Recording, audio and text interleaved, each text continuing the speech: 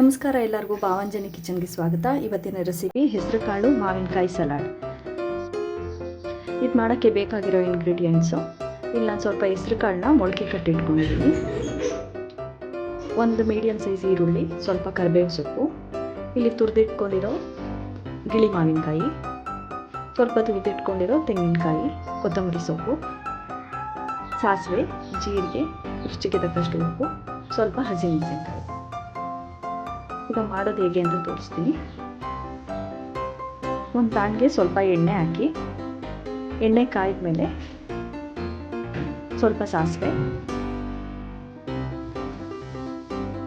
ಈಗ ಸಾಸಿವೆ ಸಿಡಿತಿದ್ದಂಗೆ ಸ್ವಲ್ಪ ಜೀರಿಗೆ, ಸ್ವಲ್ಪ ಜೀರಿಗೆ ಹುರ್ಕೊಂಡು ನೆಕ್ಸ್ಟು ಹಸಿಮೆಣಸಿನ್ಕಾಯಿ ಹಾಕ್ತೀನಿ. ಹಸಿಮೆಣಸಿನ್ಕಾಯಿ ಹಾಕಿ ಸ್ವಲ್ಪ ಎಣ್ಣೆಲಿ ಬಾಡಿಸ್ಕೋಬೇಕು.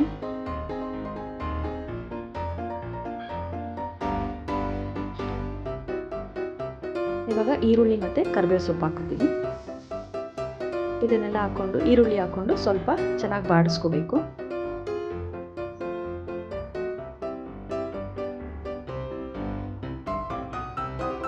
ಹುರ್ಕೊಂಡಿದ್ದಾದ್ಮೇಲೆ ಈಗ ಮೊಳಕೆ ಕಟ್ಟಿರೋ ಹೆಸರು ಕಾಳು ಹಾಕ್ತಾ ಇದ್ದೀನಿ.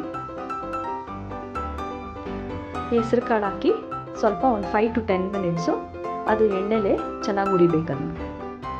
ಸ್ವಲ್ಪ ಉಪ್ಪು ಹಾಕ್ತಾ ಇದ್ದೀನಿ.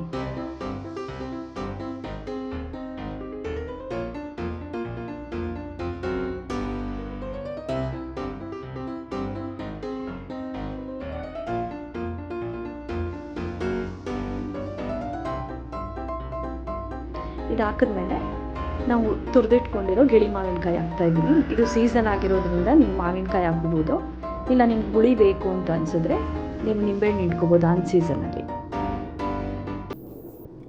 ಈಗ ಮಾವಿನಕಾಯಿ ಸ್ವಲ್ಪ ಬೆಂದಿದೆ, ನಾನು ತುರಿದಿಟ್ಕೊಂಡಿರೋ ತೆಂಗಿನ ತುರಿ ಹಾಕ್ತಾ ಇದ್ದೀನಿ.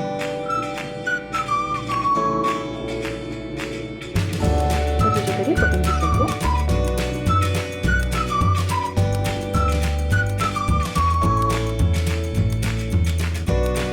ಈಗ 1 to 3 ಮಿನಿಟ್ಸು ಹಾಗೆ ಲೋ ಫ್ಲೇಮಲ್ಲಿ ಸ್ವಲ್ಪ ತಿರುಗಿಸ್ಕೊತಾ ಇದ್ದೀನಿ. ಈಗ ರೆಡಿ ಆಗಿದೆ, ನಾನೀಗ ಬೌಲ್ಗೆ ಹಾಕ್ತಾ ಇದ್ದೀನಿ. ಸೊ ನೀವು ಇದನ್ನು ಮನೇಲಿ ಮಾಡಿ, ಈಗ ಮ್ಯಾಂಗೋ ಸೀಸನ್ ಇರೋದ್ರಿಂದ ನೀವು ಮನೇಲಿ ಮಾಡ್ಕೋಬೋದು. ಹೇಗಿದೆ ಅಂತ ಕಮೆಂಟ್ ಮಾಡಿ.